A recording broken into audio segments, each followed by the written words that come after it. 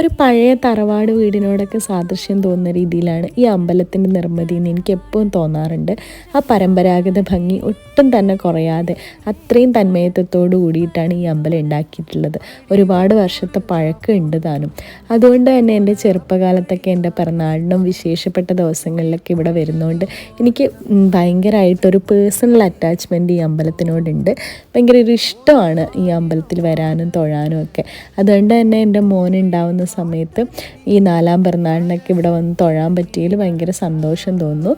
നമ്മളെത്തുമ്പോൾ പൂജയ്ക്കായിട്ട് അടച്ചിട്ടുണ്ടായിരുന്നു അമ്പലം. അങ്ങനെ കയറി തൊഴുത് സന്തോഷത്തോടെ മടങ്ങി.